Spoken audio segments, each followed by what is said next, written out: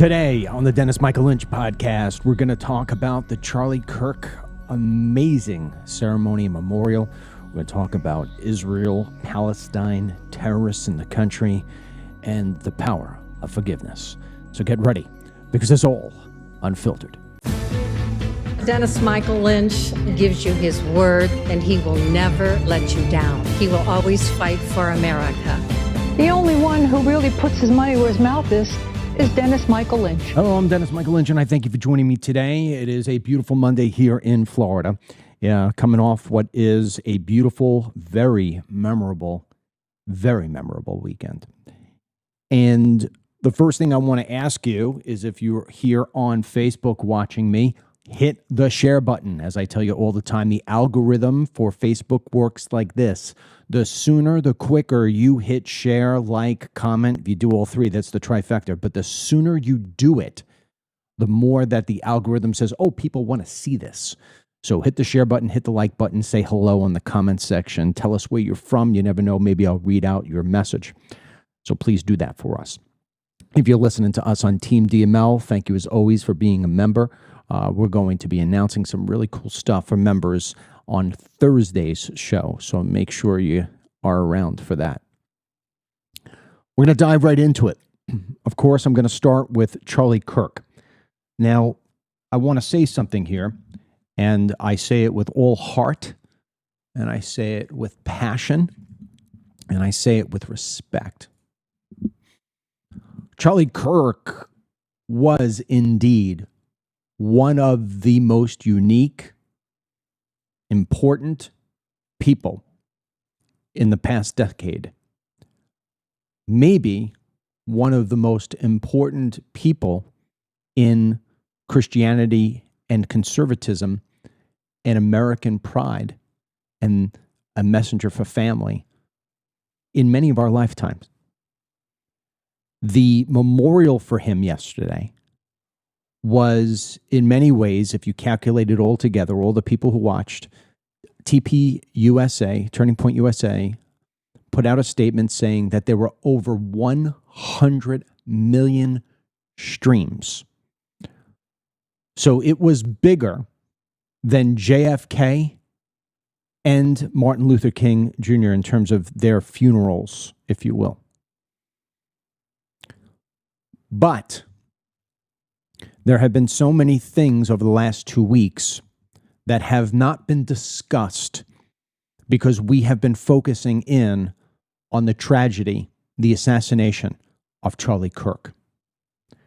Today on this show, we're going to spend the majority of time speaking about Charlie Kirk, the ceremony that we all watched, and I hope you watched yesterday, giving commentary about that.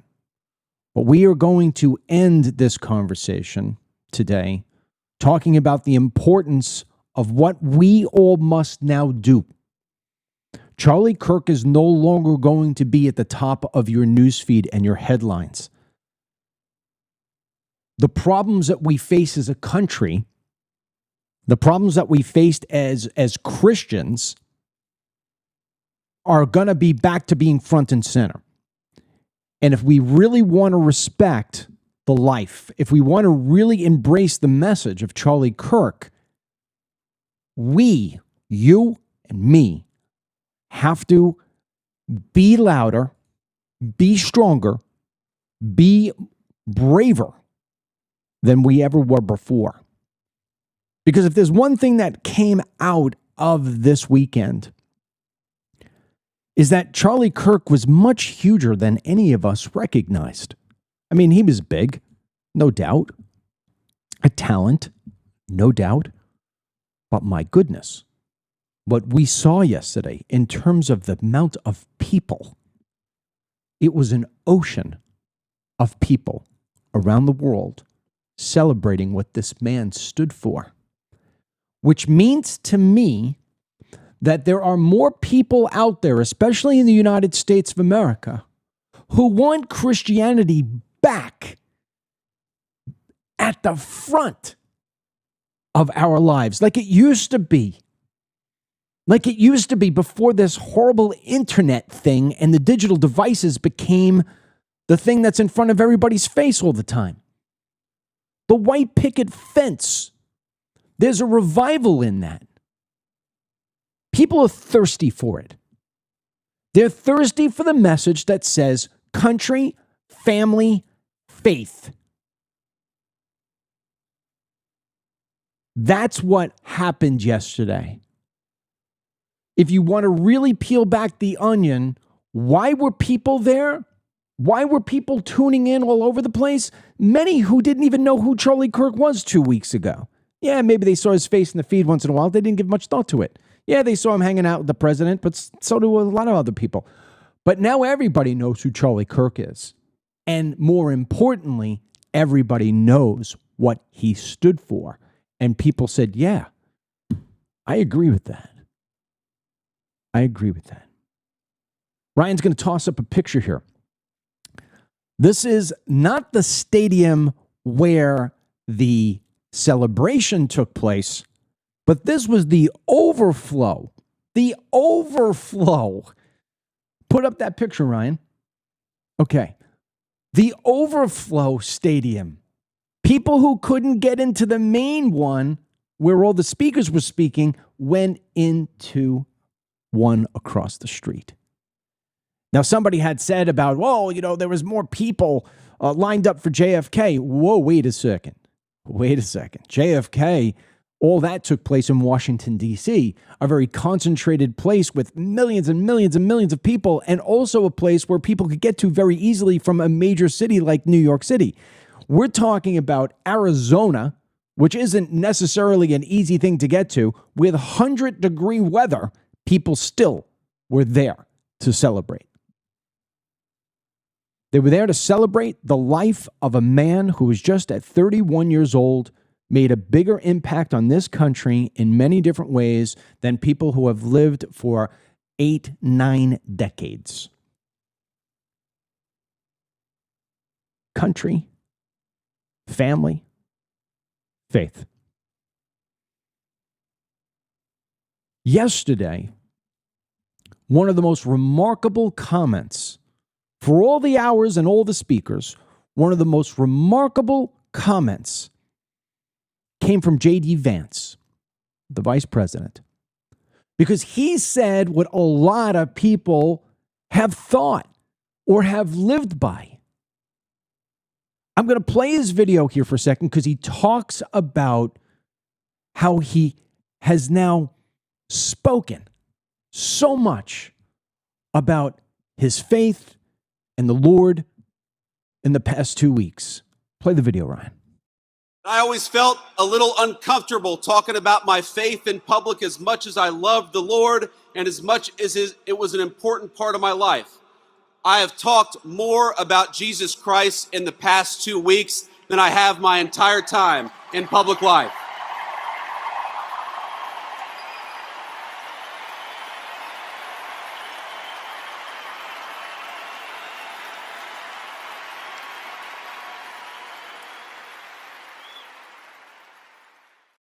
Why is that? Why is it that the Vice President of the United States, like many of us, have not spoken and talked about our faith and about Jesus and about the Lord? Why don't we talk about it all the time like we have now, like Charlie has all the time? And I'll tell you why it is. Because the radicals in school, the teachers, the radicals in universities, the radicals in the media do not want the tenets of Christianity spread across this country. They just don't want it because the tenets are so powerful. Being a good Christian, loving your neighbor, giving forgiveness, that's love. That's America.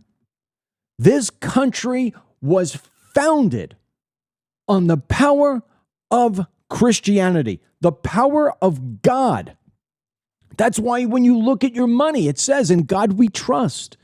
When you go into a courtroom, you have to put your hand up to the air and say, "I swear to tell the truth, so help me God." It's on our currency, it's in our laws, And yet it's not in our society because they've wanted to strip it out because they realize and they understand that it is so powerful. The left wants it out. They want to make room for radicalization. And you can't be radicalized if you love the Lord. If you follow the tenets of Christianity, you cannot be violent. You cannot be harmful to others. You're back in a day of a white picket fence. They don't want that anymore. And so J.D. Vance sitting there and saying, I've talked about this so much in the past 2 weeks. Boy, do I hope the vice president continues this. Because let me tell you something. I'm not a holy roller by any imagination. I'm not. I pray to God every day. He is always a part of my life. But I don't go out there and I'm not standing there reading the Bible on the corner. Okay? But I got to tell you something. I'm a little bit more proud these days to open my shirt a little bit and show my cross. Do you know, I've been back on Facebook doing a lot of short videos. Credit to my son, Ryan. Dad, you got to do reels. You got to do short videos. That's where people are these days. Do you know how many comments I've gotten from people? Because now I have my t-shirt, and when I'm wearing my t-shirt up on my balcony, I've got my cross out. People saying, I love the cross. I love seeing the cross. Yeah, wear it proudly. Let's talk about this more, because the more that we talk about this, and again, I don't mean that we all got to sit there and be preaching the Bible and thumping the Bible on the corner. That's not what I'm talking about. I'm not talking about the next time you go to dinner, carry a cross on your shoulder. But don't be shy to express your love of God and how important it is to live your life based on the faith. Every morning I wake up, I say the same thing. Every morning. I go out on my balcony and I start my prayer off by this. Thank you, God, for today. Thank you for yesterday. And I pray you give me tomorrow and many, many, many decades to come. And I'm going to say publicly here, thank you, God, for the audience that I have today. Thank you for them hitting the share button. Thank you for the comments. Thank you for them being a part of me and my day.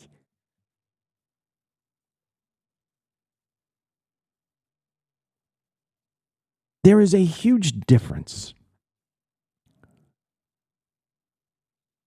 between a country that has faith and is proud of that faith and a country that tucks it away and feels like they can't be public with what they believe in because they're going to offend somebody.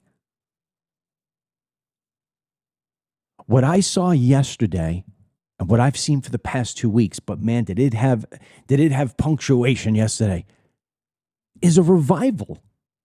A revival. A man named Charlie Kirk, in his death, has sparked a revival that we need to keep alive. We can't let this be a nickel rocket and let it die out.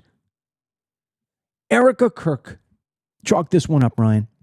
Erica Kirk yesterday, she had two amazing things. The first one, she talks about revival. She talks about what has and what has not been done since the tragic assassination of her husband. Listen to her words because they are so powerful. They are so accurate. Play. Most of all, God's mercy and God's love have been revealed to me these past 10 days. After Charlie's assassination, we didn't see violence. We didn't see rioting.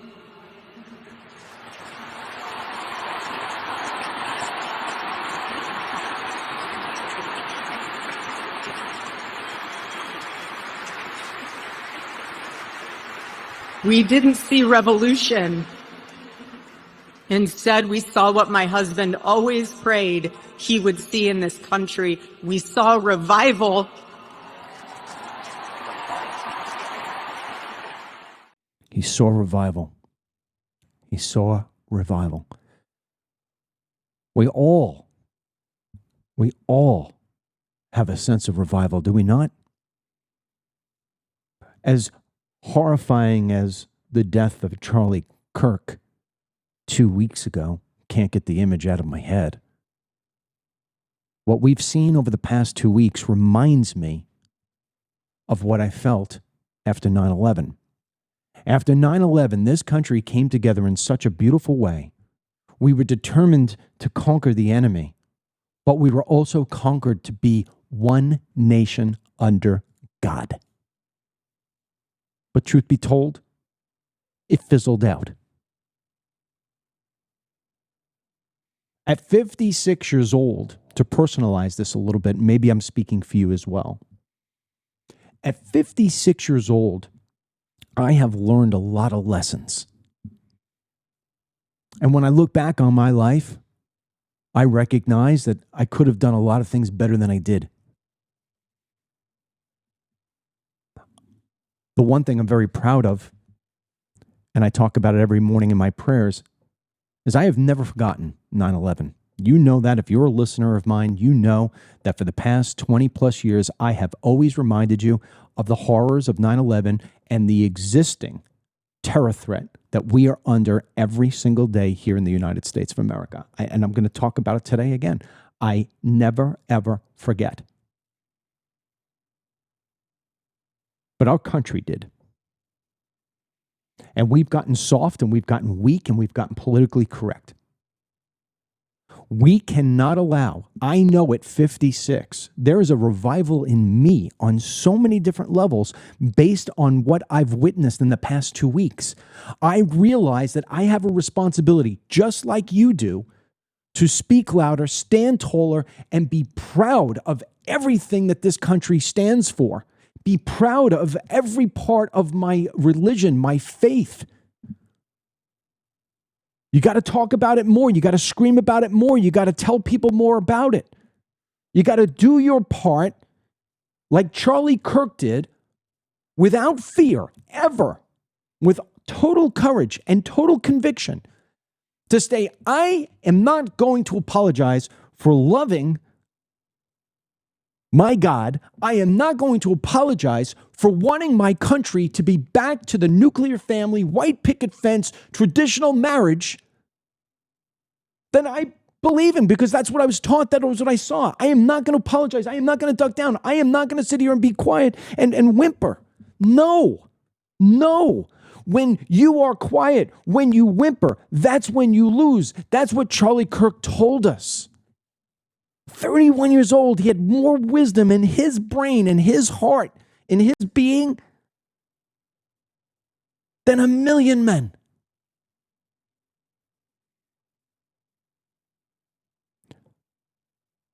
The most powerful thing yesterday was when Erica Kirk, who had lost her husband to an assassin's bullet, stripped from her children, the world as we know it, was able to forgive the assassin. That is Christianity. Play the clip. My husband, Charlie, he wanted to save young men just like the one who took his life.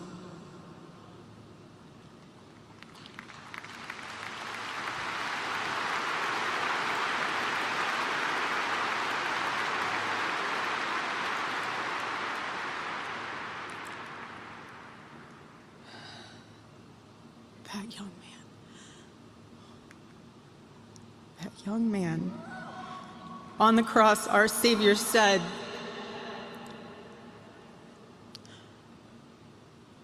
"Father, forgive them, for they not know what they do." That man, that young man, I forgive him.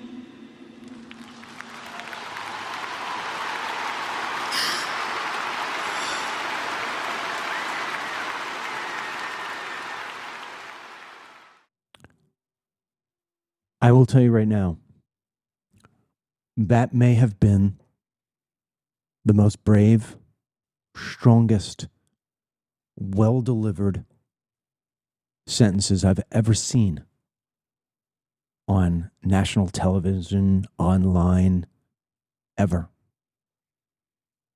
I did not expect it, but it doesn't surprise me because Erica, much like Charlie, is completely wrapped in her faith. She's balanced. She understands the power of forgiveness. And she says, when Jesus was on the cross, he said, Father, forgive them, for they do not know what they do. You want to know the power of forgiveness? I will give you two quick personalized stories, okay? One of them will actually send a little chill. Going back last year, I was in Key West with a bunch of friends and my wife. And many of you know who have been with me for a while, I really didn't have a relationship with my father. He was an alcoholic. He took off on us when I was 12 years old. Back in those days, there were no cell phones. All the time, he would just disappear. We never knew where he was unless he called from a phone booth. And he just wasn't a good father. Riddled by what he saw in Vietnam, PTSD, alcohol, drugs, womanizing. He really, really created a messy situation for our home. And I saw things that he did to my mother, felt things that he did to us, my brother and I. And I really had a problem with it. And I tried to, what kid, even young man, doesn't want his father in his life? So many times I tried to, look the other way and just bring him back into my life. And every time he just kept on screwing up. And ultimately, he wound up doing something, and I'll save it. You could read it in my book, which is called Chasing Greatness, which I'm continuing to write. And so we had no relationship. He was out there. He knew I was out here. We lived our lives separately. And then one day when I was in Key West, my phone rang early in the morning around 6 a.m. It was my mother. I knew something was wrong. And she said my father was on a ventilator and that he was dying and that they didn't expect he would be living much longer. That day would probably be his last. I sat there. Mary was sleeping. I didn't wake her up. And I looked over this pool that we had there at the house we rented, and it was very peaceful. It was very quiet. The sun was breaking through.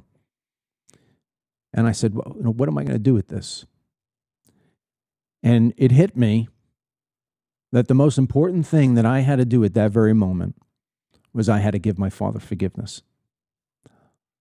I believe, one of the things I believe, and you may agree or disagree with me, I don't know, completely up to you, but I believe part of the afterlife is that if you have the forgiveness of those people who you hurt, you could live in eternity knowing the fact that you have been forgiven.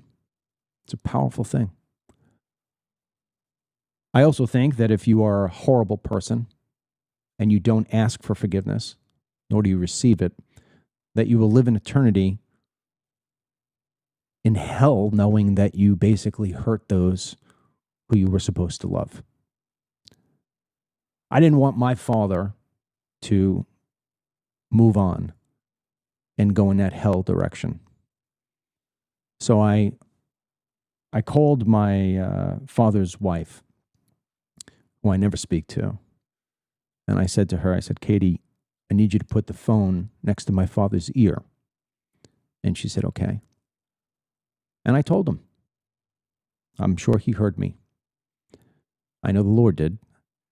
And I said, I love you, and I forgive you for everything you did.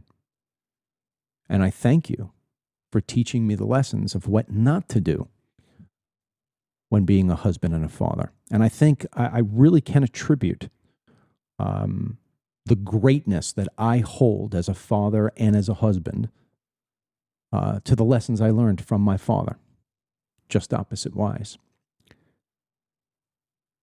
A little bit more of a recent story, just happened days ago. I have no conflict with anybody. You know, I don't want to have conflict with anybody. You screw with me, you screw with my family, you're going to have conflict. But I don't want to hold a grudge against anybody. And there's a guy here in our town that I originally was very good friends with. And as far as I'm concerned, he went off the deep end. And he wrote some really, really ugly, terrible things. And he had done it consistently in group text messages. And I said, all right, I had enough. And I lashed back out at him. And I don't know, he shut down, so to say. I guess he couldn't take me coming back at him. And if you come at me and I want to come back at you, you're going to lose. There's no doubt. I'm going to get you. You're going to lose. I'm not going to be out-debated, and I'm not going to be outranked. And as Mary says, oh my God, you can make it feel like knives. And I can. And I've told my other friends, because this has disrupted our group, although I would like to think a lot of my friends sided with me because they saw the text messages and they said he was out of control. And so we hang out a lot, and this couple has sort of been cut out, if you will, and I don't want to see that for anybody. But it's been lasting for 18 months.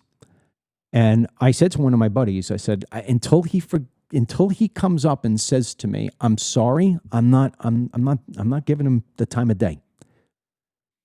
And I sat up post Charlie's death. And Charlie's death made me think about whether or not I'm carrying myself as a good Christian, as a good American, and as a good person. And every morning when I pray to God, I say to God, you died on that cross for me. You incurred so much pain and so much suffering for me. Who am I not to give forgiveness to somebody? And so I said my prayers, and every day when I say my prayers, I pray for my family, my friends, my followers, and even my foes. And on this particular day, so help me God, I said even my foes, including, and I said the gentleman's name. We'll just call him Joe. It's not his name, but we'll just call him Joe. I said, including Joe. I said, please give Joe the strength to say he's sorry. And when I finished that prayer, I remembered something that my mother-in-law said to me early on in my life when I was just dating Mary. I was like 16, 17 years old, and it was about with my father. And I was very upset. And my mother-in-law sat me down at that time, just, Mary's stepmother, and she said to me, Dennis, you can't hold people accountable for what they're incapable of doing. I mean, she said that to me when I was 17 years old. It has lasted with me for nearly 40 years. And so after I said that prayer, I said, you know what? He's incapable of saying he's sorry. I must be the bigger person. And I said to God, before I ended my whole prayer session up on my balcony, I said, God, I will be the bigger person here. Well, I'll tell you what, God put me to the test. Because I went downstairs, I put my sneakers on. That's my routine. After I say my prayers, I go for my morning walk. And so there I was doing my morning walk, and coming down the street at me was a man who was walking, and then he took off his shirt and he started jogging. And as he's coming closer, I said, my goodness, that's Joe. And so he was coming one way and I was going the other way. And as he came closer, I cut across the street and I stood in front of him blocking his run. He probably thought he was going to get knocked out, but he stopped. And I said, hey, let's bury the hatchet. He was shocked. And he said, I would really like that. I said, good. And that is the power of forgiveness. The power of forgiveness is the most powerful thing that you hold.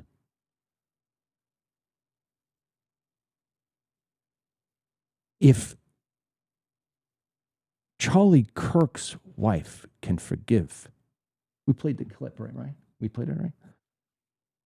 If she forgives an assassin, how can we not forgive? And Charlie Kirk was there yesterday because Donald J. Trump, the president of the United States, you could play this, B-roll, and Elon Musk, two of the biggest fighters for freedom, have not been speaking to each other over nonsense, saying horrible things about each other. And yet yesterday, they both found a way to sit next to each other for a few moments, shook hands, made some jokes, made some smiles, and let the world know that they had forgiven each other. And that the power of these two men had come together again under the spirit, under the memorial for Charlie Kirk. And Charlie Kirk had written so many different times on social media that the importance for these two men to come together. And that's the power of forgiveness. That's the power of Charlie. That's the power of Erica. But most importantly, it's the power of God. If Elon can walk up to President Trump and say, "I'm sorry, how you doing? Sorry I put you on the Epstein files, saying that you were in it. Sorry for the things I said." And Trump can shake his hand. There's nobody in your life that you can't forgive. If Erica can forgive the 22-year-old who took a freaking bullet for no reason and stuck it in the neck of a great man, if she can forgive, then how can we not forgive? With that said, make no mistake, we will not forget.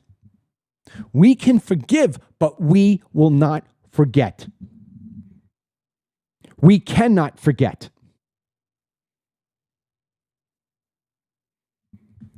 And the reason being is because there are so many bad people out there, bad actors who want to do so bad to us. They want to rip us from our core values, and they've been doing a great job at it. They've been infecting our children, turning our children against us. They have been telling us that everything that this country is built on is bad, bad, bad, bad, bad. My ass. It's great. And that's the meaning of Make America Great Again. That's what what you saw yesterday was what that hat stands for. Make America Great Again. Country, family, faith. Economies come and go. Insurance policies come and go. Make America Great Again. Country, family, faith. It's what this country was built on. And we've allowed the left, the crazy, evil left, to interrupt that. And nobody's going to allow it to interrupt it anymore. We've all got a fire in our belly, and it's going to stay that way. There's going to be an ocean of people who are going to proudly say each and every day, family, faith, freedom. And if you don't, shame on you. Yesterday, many talented people hit that stage. And a lot of people said the same thing, but in their own different way. I personally felt that the best speech of all came from Marco Rubio. The first 2 minutes, 30 seconds of what this man had to say captured everything that we've talked about so far here today. It captured everything that Charlie Kirk was and is. We play it for you here. Maybe 10 or 12 years ago, a person I knew very well, had been very helpful to me in my campaigns when I was in the Senate, came to me and said she had met this very impressive young man. And he was going to start this group to go on college campuses and try to convince young Americans that ours is the greatest country in the history of the world and that Marxism was bad. And I remember thinking back then, I'm going to admit to you guys, I was a little skeptical. I said, college campuses, you're going to do that? Why don't you start somewhere easier, like, for example, communist Cuba, But my skepticism was proven wrong. In place after place over the last 12, 14, 16 years, we've seen this renaissance. Understand where we were at that time in our history. Understand where we are still today in many places, where young Americans are actively told that everything that they were taught that all the foundations that made our society and our civilization so grand, they were all wrong, they were all evil, that marriage is oppressive, that children are a burden, that America is a source of evil, not of good in the world. And here was this voice that inspired a movement in which young Americans were told, that is not true. The highest calling we are called to is to be in a successful marriage and to raise productive children.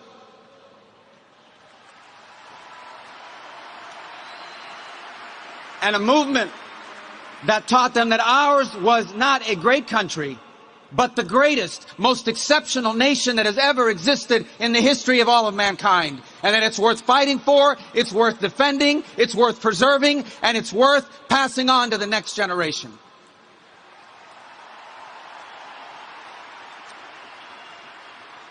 This was the mission and the work of Charlie Kirk. And a couple things that stand out about him. He led this movement, but he did so with incredible knowledge.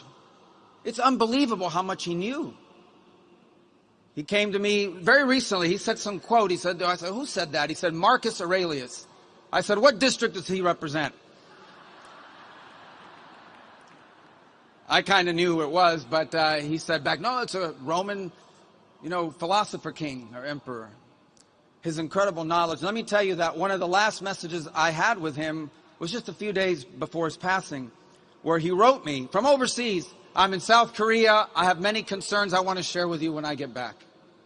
He was constantly expanding his horizons, but he just didn't have knowledge. He had wisdom, an uncanny amount of wisdom for a man as young as he was. Wisdom that sometimes it takes a lifetime to accumulate. He had it in just 31 years. Marco was fantastic yesterday in what he had to say. And I thought everybody was pretty fantastic in what they had to say. But there really was only one guy, and that was Stephen Miller. And we don't have any clips from him. But Stephen Miller identified the horrors of the left. And so, Charlie, as much as he spread love and faith, he also spread a lot of warnings. And I feel as if I'm cut from that same cloth. And the warnings aren't because you want to scare everybody. There's a lot of people out there, Some of them are doing it today. Namely, this one African-American young lady, conservative. Her first name's Candace. A lot of people will do things for clicks and for attention and for notoriety. I think Charlie Kirk is the sort of guy that went out and did what he did because he loves the Lord, he loves his country, he loves his family, and he knew that he had to fight for that. He didn't do it for attention and money. That came as a result. And the same has been for me. I mean, I lived 9/11. I talk about it all the time. I lived 9/11. And when I lived 9/11, it lit a fire in me that I had to talk a lot about national security and Islamic terrorism because I watched it firsthand. And I saw people on television say that, oh, this was fake and that was fake. And I mean, what are you talking about? When you see somebody jump out of a building after waving their white shirt and they jump because that's the lesser of two deaths, you do not forget that, ever. Not if you're a good person, you don't forget it. Not if you want to make change, you don't forget it. And one of the things I loved about Charlie Kirk was that he was able to articulate the warnings without sounding as if he was doing it for the sake of sensationalism and clicks. And I'd like to believe I follow that same sort of principled approach. I do not come on here and try to scare you for the sake of clicks and sensationalism. I try to warn you because I've seen so many different things in my life, and I know what I know. And here's a warning right now. Nobody talked about it yesterday, but Charlie Kirk continuously warned you about Islam, about the Democrats, about the crooked courts, about the evils that are out there around the world who want to take away our faith, our freedom, and our family. And if there's anything that I can do to help Charlie Kirk's spirit continue in the everyday American life, his message continue, it is that I am going to speak louder of these things. And so I'm going to give you an example of how disgustingly gross the Democrats and leftists can be. Because yesterday, while we were trying to celebrate a man who believed in freedom, faith, and family, the nuts, the screwballs, the evil devils known as the Democrats were out in masses. And I'm going to bring three up to you now. You may have heard of a woman who runs an X account called Libs for TikTok. She has become famous in online communities because what she has specialized in, and man, there's nobody better than her. What she has specialized in is she finds the evil Democrats who don't usually have a spotlight on them, and she puts that light on them. So this way you can see how they're trying to indoctrinate and disease your children in schools, in hospitals, in society. She's phenomenal at it. Well, not everybody likes it. You know, it's amazing. These people will post horrible things. They'll say horrible things, but then when she gives them fame, well, then all of a sudden they hate her. Well, there's a guy on X who actually calls himself Asshole Steve. It's like he understands what he sees when he's in the mirror. I am going to read for you, and we're going to post it here. Ryan's going to see it so you can see it. This is the message that he sent to Libs of TikTok, the girl who runs the account. This is what he sent to her. Your time is coming. I'm going to get you in a room to myself and lock us inside and make you wish you were in hell instead of a room with me. I know where you live. Will I strike now? No, you won't see it coming. I'm going to keep you alive for days while I slowly torture you. I can't wait. Cry to the cops, bitch. Screenshot this and everything. They won't save you. Should have kept your effing mouth shut, bitch. I mean, that's the left. So although Erica says what she didn't see from our side were riots, burning down buildings, destroying. I mean, if you remember back in Ferguson, Black Lives Matter created $2 billion of destruction. Back with George Floyd, billions of dollars of destruction. Innocent people, other people killed, 900 cops injured. That's how Black Lives Matter. That's how the leftists wind up handling things that they don't like. We lose Charlie Kirk, perhaps the biggest name in conservatism, and we don't do that. We hold prayer vigils. We forgive people. We revive. These people, these slime balls, these scumbags, these evildoers, they're out in droves. Think about sending that in a text message online. You don't give a rat's ass about the police. This is what we're up against. So although Charlie Kirk may have inspired you and may have lit a fire under your butt, do not forget he's done the same thing, but in the opposite way to the left, who now realize they have to be more vicious. They need to be more out there. They need to be more threatening. He's not alone. He's not alone. There's another one. You may recall last week I told you about a gentleman named Destiny. All right, that's his screen name. Okay, he's a gamer, and he's an older guy, and he plays gaming. You know, he does the live stream on Twitch and YouTube, does all the gaming, and talks politics. He is a far leftist. He posted this yesterday on X. The Charlie Kirk Memorial is indistinguishable from a Nazi rally, and F anyone who wants to pretend it's not. That's what he wrote. A Nazi rally? Talking about God? How is that a Nazi rally?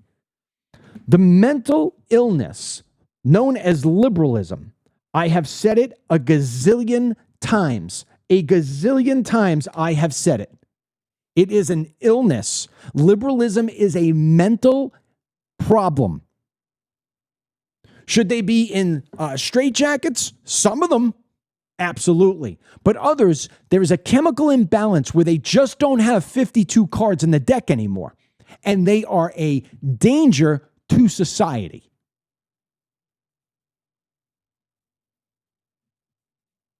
Doesn't seem to matter, though. We will allow the likes of these people, and even worse, not only to write whatever they want on social media, but to become members of Congress. Ilhan Omar is, as far as I'm concerned, a national security threat. She has highlighted how horrible our vetting process is in the United States for when it comes to allowing legal immigration. 1 million plus people every year since 1991. There's no way we're vetting them, and there is no better example than to show you Ilhan Omar. Well, Ilhan Omar, she hated Charlie Kirk. Hated him. Here's a video clip of what she said yesterday on TV. For me, is I feel embarrassed for him because in these attacks, what he does, and I think with the likes of Nancy Mace and whoever that Randy guy is, they expose themselves for how stupid they are. And that is embarrassing for us as a country because these are people who are elected to positions of leadership. He's supposed to be the president of the United States, who's heading off to Europe to represent us. When he does, he's uneducated enough to understand that members of Congress can't be impeached. You know, when you have Nancy and Randy saying, you know, we're on it, we're going to impeach her. When they're saying they're going to deport me, knowing full well that you cannot deport an American citizen. What that displays for not just Americans, but folks on an international platform is that our country is being led by idiots. And that is not something that we should be comfortable with as Americans. And that's not something that should make us proud. And so in this moment, I feel great sadness as an American that these are the kind of people that the world gets to see representing us. Ilhan Omar is the idiot, and she's stupid. She was naturalized. She went through a process. That can be undone. That can be undone. And why it is that Marco Rubio, President Trump, and Stephen Miller isn't doing everything they can to undo her naturalization is beyond me. She lied on her paperwork to come here. Now, the reason why they don't do it is because somebody within the White House is telling Trump and telling all the, oh my God, the media will go crazy. No. Who gives a rat's ass about the media? Who gives a rat's ass about the small little population that makes up Dearborn, Michigan, or makes up wherever she is there in the Somalia freaking heavy Minnesota? Who cares? This woman is a evil force that is in our Congress. She is tied to the Muslim Brotherhood. There's no reason for her. We should be sending a message by sending her back to Somalia. Even Phil Mickelson, the golfer, went online and said, she's evil. She needs to be sent back to Somalia. We all feel the same way. But yet the action is not being taken in this White House. And although I appreciate Trump, although I support Trump, although I voted for him 3 times, there are parts that he is not carrying through on. There are parts of the State Department, although I loved Marco Rubio's speech, I do not agree with some of the things, the decisions he is making. I'll give you an example of why. Ryan, do me a favor. Throw up the 2 pictures of our terrorist friend, please. Yes. You're going to see on a screen right here, there are 2 photographs. You have 2, Ryan? You have the selfie? Yeah. So there is a selfie here, right? Yeah. This is the Syrian president. But the Syrian president used to be a terrorist. Now, How do we know that he's not a terrorist anymore? Exactly. Great question, my friends. Great question. This guy, Abu Muhammad al-Julani, all right, was the founder and former leader of the Al-Nusra Front, which was an Al-Qaeda affiliate in Syria. This man has killed thousands of people, including Christians. And the State Department had a $10 million bounty on him. That's the picture to the right that says stop this terrorist. That was actually from the State Department. What gets cut off at the bottom is there is a $10 million bounty for him put on him by the United States of America. Do you see the selfie on the left? Do you know where that is? That's New York City. That's where he is today. This piece of trash is in New York City today because he's going to speak at the UN.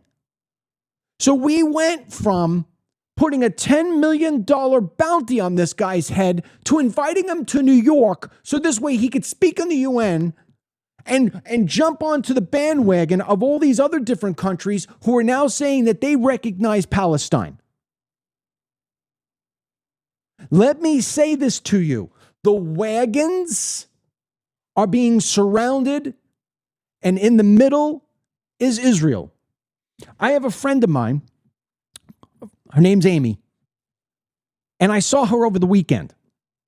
And she seems to really be getting engaged now in the politics. I mean, I never talked to her about this stuff before, but all my friends know what I do. And so quite often, most of them, not all of them, they'll come to me and ask me for at least an explanation, if not my take on things and how they're happening. And Amy, who I've known now for years, care about her dearly, her husband is one of my best friends. She asks me about, like, what's all this stuff going on? Do you really think Israel played a role in Charlie Kirk's death? And she preluded this to say, Dennis, don't forget, there's a part, I'm Jewish. Listen, you don't have to prelude anything. My feeling is that we must protect Israel, not because it's Israel first. No, as far as I'm concerned, it's America first. And we must protect Israel in order to be able to protect ourselves for two reasons. Number one, being somebody who lived 9/11 and somebody who has spent the past 20 years looking at national security at the border, at the legal immigration side of things, terrorism, you name it. I am well educated in this. I have seen things that other people have not seen. I have put myself at risk that other people never did. Everybody now's down at the border. I was back there when nobody else would go. I know what I know, and nobody's ever going to strip that from me. I've read all the documents. I've read all of the intelligence. I've dealt with DHS. I've dealt with ICE. I've dealt with the Border Patrol. I've dealt with people who were inside the U.S. government and telling me things that you don't want to know because it will keep you up at night.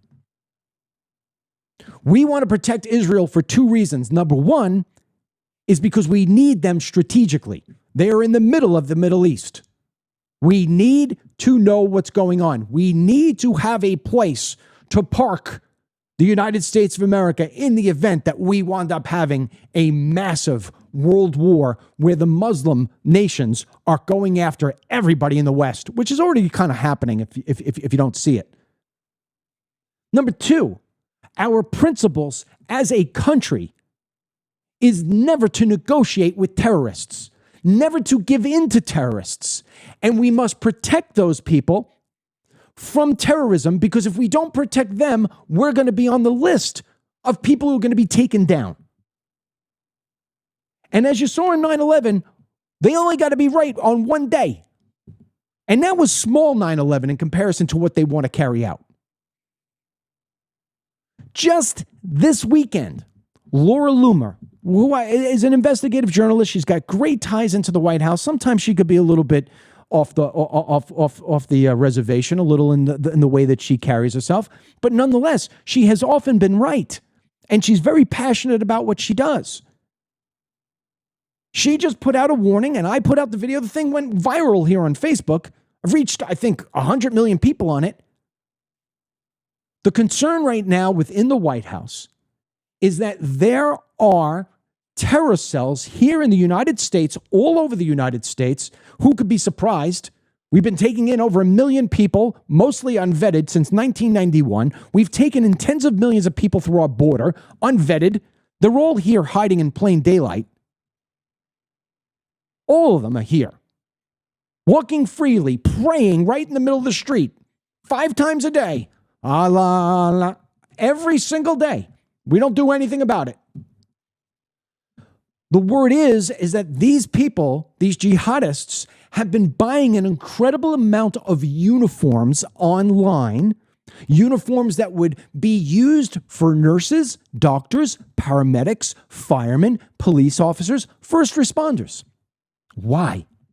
Because their plan, according to Laura Loomer, and I have no reason not to believe her, is that they are going to carry out terror attacks throughout the United States, and simultaneously, while some freaking jihadist is blowing himself up or blowing up other people or blowing up a school or blowing up whatever they're doing, at the same time as they're going to be taking over the hospitals in that area, in those areas, so this way the wounded cannot be saved.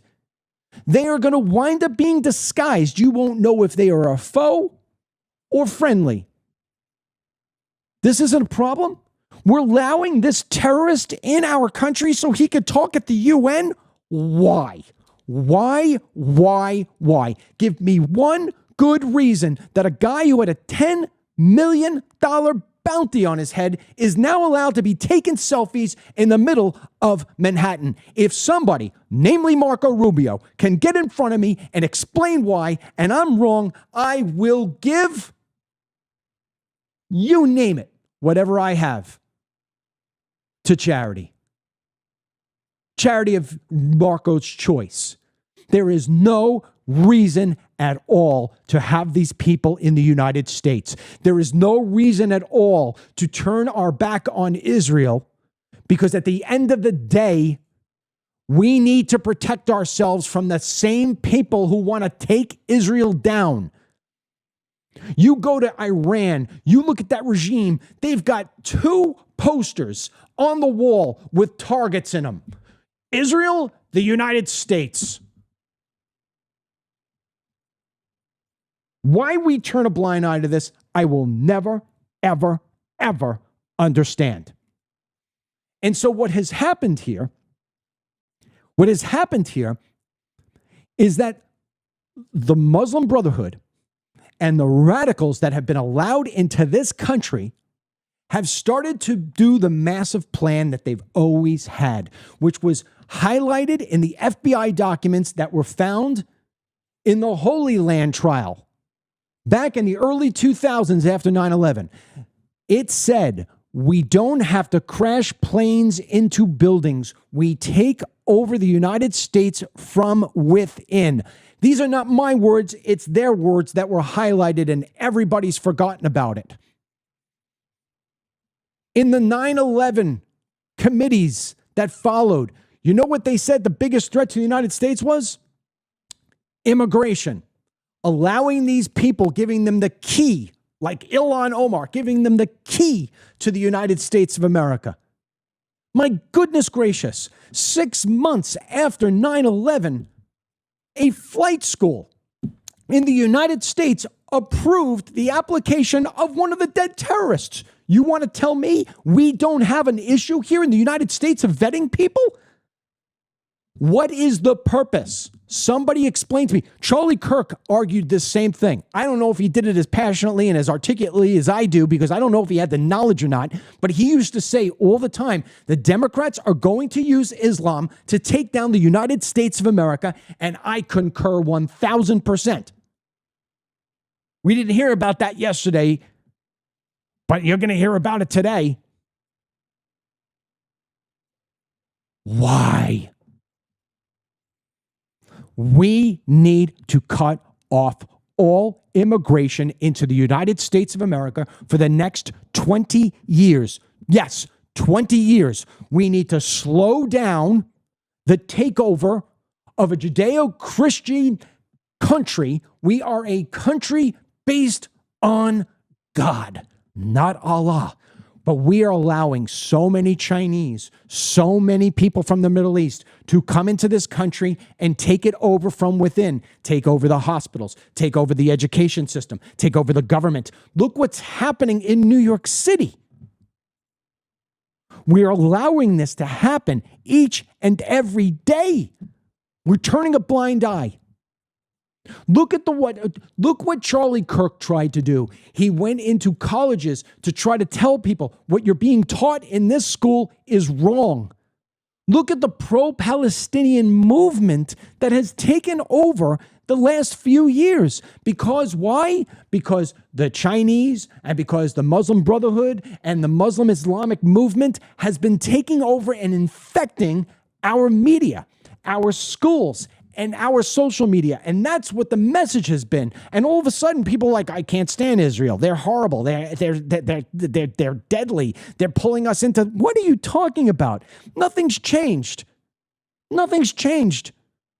The Muslim world has wanted Israel dead since Israel started. What's changed? Nothing's changed. The only thing that's changed is the population in the United States of America. Proof in the pudding is New York City, 24 years after 9/11, is about to freaking vote in a Muslim mayor who is a socialist. You tell me, 24 years, not 240 years, 24 years. I never thought I'd see the day. It's insanity. And this is why it is so freaking important that you learn the things I'm telling you about, that you read about what's going on there, and you share this with people. Because here's my friend Amy asking me, Dennis, what's going on with this? Boom. I just explained it to you. 5 minutes. I got other people. People who I know who... Candace Owens. Oh, she's best. She's the best. Candace Owens is a fraud. Go back and look at her. I've got the receipts. I'm not going to go to Charlie Kirk's memorial because I'm afraid for my life. Are you kidding me? The most secure building in the world yesterday was that arena. I bet that place was more secure than the White House. You had every single last cabinet member, pretty much every single, they always hold one back in case, sitting in front row center, including the President of the United States and the Vice President. But now they're going to take out Candace Owens. Seriously? You want to talk about being self-absorbed? Ryan is going to play a video right now, B-roll. B-roll means that you're going to see it as I talk. This is footage that was released yesterday of Charlie Kirk just before he took the stage in Utah. They showed this yesterday. And when you're watching this, it's HD. So look at Charlie Kirk while it's going. And you can see his pectorals, you can see his rib cage, you can see the shirt is tight to his body as he's moving and walking towards the stage. Now, you know what? Look at his shirt, look at his body. You know what he doesn't have? He doesn't have a chest armor. All the conspiracy theory people out there, oh yeah, he was wearing chest armor and the bullet ricocheted from the chest armor and went up and hit him in the neck. Watch when he is tossing out shirts. Watch when he's first walking in to the arena. You can see it. Like I said, you can see his pectorals. If he had any kind of shield there to protect him, you wouldn't be seeing that. You could see his stomach. You could see the contour of his body. He didn't have anything underneath his t-shirt. But all the conspiracy theorists out there, oh, yeah, no, he was wearing a metal thing and the assassin's bullet ricocheted. No, you know what you had? You had a 22-year-old who shot this guy, and because he wasn't a master assassin, because he wasn't a skilled, sniper. He didn't hit him center mass in the middle of the chest. He didn't hit him center forehead like an assassin would. I had a detective who was a sniper in this office not more than a week ago, and we spoke about it, and he said, Dennis, let me tell you straight out, if that was a real sniper, it would have went center mass, it would have went in his forehead, depending on what they were looking to take out. This was not a sniper. This was not a professional assassin. But you've got Candace and all these other fruitcakes out there who want to, get attention to themselves and sell you T-shirts in the process. And I have no problem with any podcaster or any person trying to make a living. I will. I'll tell you about the next CBD BOGO we've got when it comes up. But I'm not going to do it on the tail of a man's death. I'm not going to say, Charlie Kirk, by the way, used DML CBD. Oh, my God. What are people missing about this woman? The Israelis did not kill Charlie Kirk. The stories that are coming out on this are insane. Let's take it for what it is. I didn't give Ryan enough time. There is a video online to where a guy literally walks you through the same path that the 22-year-old took. I watched this video with my own two eyes. There is literally nothing stopping, no cameras, no nothing, stopping somebody from walking up onto the roof. It literally invites you, if you'd like to come up on the roof, come up on the roof. It was the most simple thing in the world. Only 3 cameras in the whole place in this one well. Everything else camera free. This kid knew this. He went out and scoped it before he went. It wasn't tough to do. Anybody could have done that. You didn't have to be specialized. Why can't we just believe it for what it is? We have seen so many trans incidents where it's evil. Now, the FBI and Kash Patel say, look, we're looking at everything. Were there more people involved? More of these trans activists? Were there more people? No doubt. No doubt. Misery loves company. But if anybody thinks that Israel and Benjamin Netanyahu are going to sit down at a table and say, the best way for us to get youngsters out of the mindset that the colleges are teaching them pro-Palestine is we should take out Charlie Kirk. The idiotic thinking behind that. And I know, oh, Dennis, you have no idea, all these bad actors, blah, blah, blah, blah, blah, blah, blah, blah, blah. Government always lies to us. No doubt the government lies to you. No doubt the government lies to you. But there is no hard evidence proving that Israel was going to take out one of their best messengers. Oh, well, Charlie was thinking a different way. No, Charlie was calling out things he didn't like in the same way that I just called out Marco Rubio and Donald Trump for having a freaking terrorist in New York City. Doesn't mean I'm anti-Trump.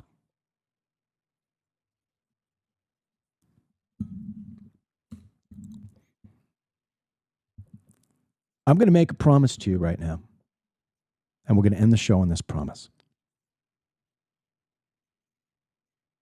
The only interaction I ever had with Charlie Kirk was on Twitter. It's going back years ago. And I think I was just on, I don't know if I was on television or I was on radio or whatever. There was a clip of me going viral. And it must have gotten Charlie's attention. He followed me on my old Twitter account. That wound up just getting shut down by Twitter, by the way. He followed me. He sent a very quick message. And I sent back to him, Charlie, love what you're doing. If there's any way I could ever help, let me know. Now, looking back, I talked earlier in the show about how it is that you look back and you wish you would have done something different or done something better.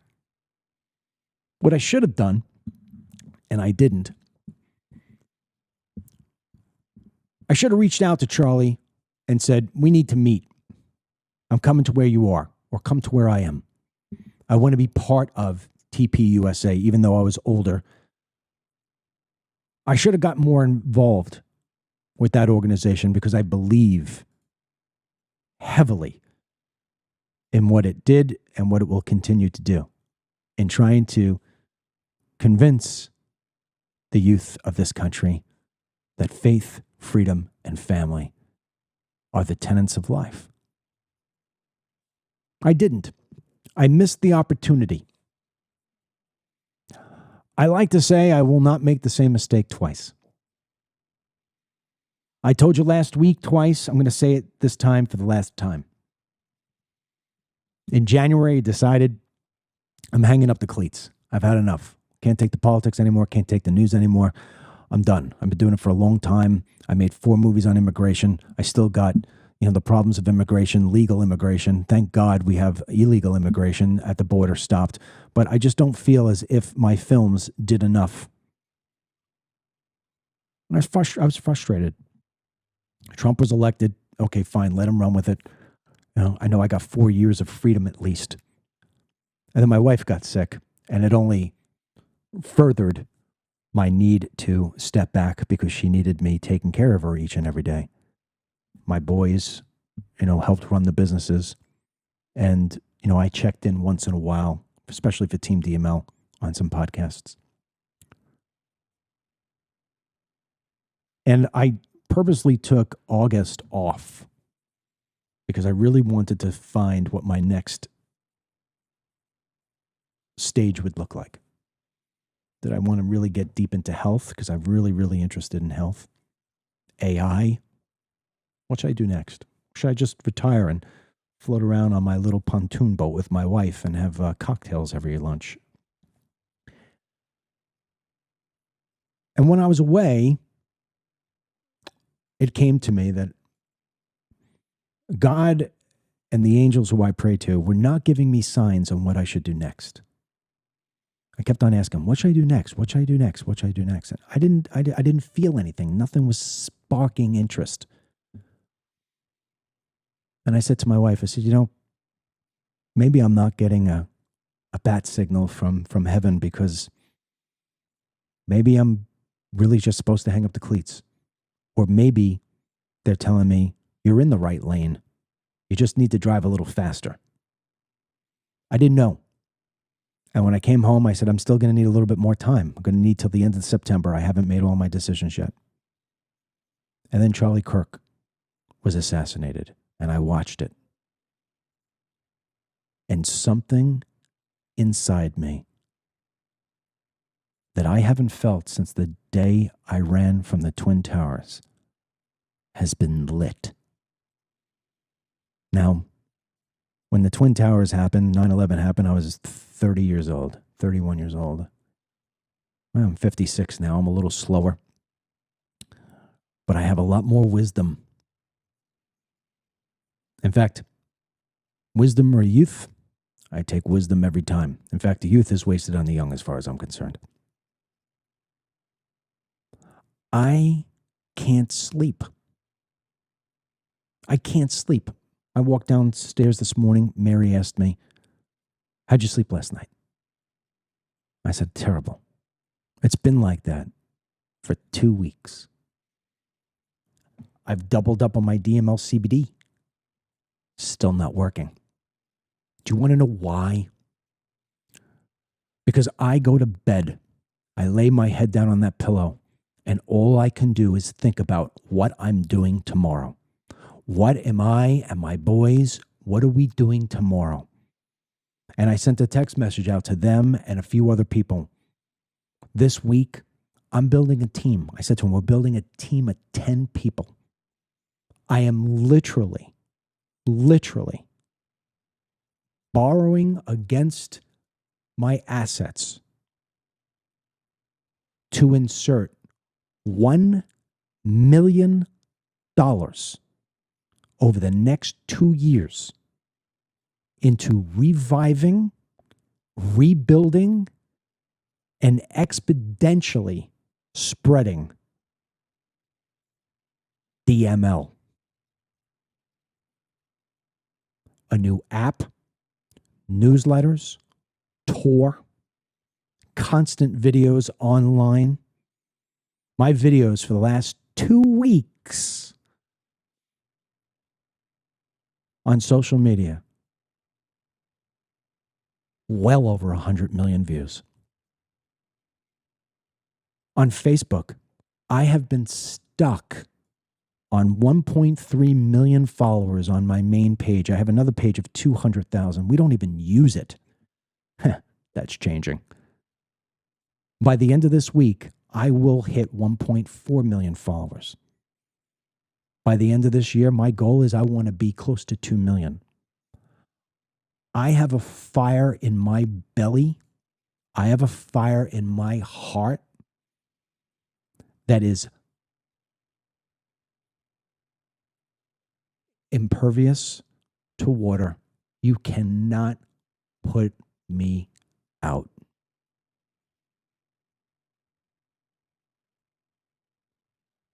I want to fight for this country. I want to fight for our future in a way that is tenfold of what I've ever done in the past. And it is completely 100% inspired by what I watched happen to Charlie Kirk. That young man, he is the poster child for courage. That young man is an example to all of us. No, I won't lie. I don't want to die in the process. And I would bet all the bananas on the banana tree that if Charlie Kirk was given the choice to be home right now with his 2 kids, he'd probably take it. But God had a place for him in heaven. And I am not going to sit back and let a 31-year-old man with 2 beautiful children and a lovely wife and everything that anybody would ever want. He could have said, I'm retiring at 31. I got millions of dollars. I'm just going to go into health. I'm going to do something else. He didn't do that. He kept doubling down because he believed so much in faith, family, and freedom. We should all be so lucky to have such passion. So yeah, we're not going to talk about Charlie Kirk every day on this program. And in my own little way, I say goodbye to him today without letting go. He will burn inside of me as inspiration to carry on my part in my way, his message of faith, family, and freedom. I'm not going to be apologetic about it. I'm not going to be afraid. And I ain't going to stop. And that's that. So when I ask you for the shares, when I ask you for the likes and the comments, when I ask you to join Team DML, which is going to be all brand new, and it's going to be really, really low priced, because I ain't doing this for money. I've made my money. I'm not super rich by any means, but there's not a steak I can't afford when I go into a restaurant. Okay? I could put gas in my car. I don't need to be a billionaire. I don't need to be worth tens of millions of dollars. I don't even think I'll make any money because I'm going to pay all of the money to my team. It's not about money for me. God gave me the opportunity to make money. God gave me the opportunity to have a voice and to build enough of a following to where I could leverage that to be the biggest and the best. I'm telling you right now, this show, everything we do, our app, I'm going to be at number 1. And if I ain't at number 1, I'm going to be freaking going nuts to get there. Not because I want my ego to be number 1, but because I want my message to be heard louder than anybody else's. Will we get there? I don't know. But I wouldn't bet against me. Not today. Not ever. So, Charlie, I didn't get to speak at your memorial yesterday. Here's what I would have said in 2 words. If you were standing in front of me today and I only had 2 words that I was allowed to say to you, they would be thank you. We will not let you down. I hope you share today's show by hitting the share button on Facebook. I hope if you are listening to Team DML, you get over to Facebook and you share it. And I ask you, please, the more that you interact with the shares, the likes, the comments, both on X and on Facebook, you help me help you. Faith, family, freedom. Great job today, Ryan. Great job today on the other side of the camera. May God bless you. May God bless the United States. May God bless Charlie Kirk. We'll talk to you soon. Get the Dennis Michael Lynch podcast every day by subscribing on Apple Podcasts or Spotify, and download the DML News app from the Google Play Store or the Apple App Store for breaking news, merchandise, films, exclusive content, and Team DML.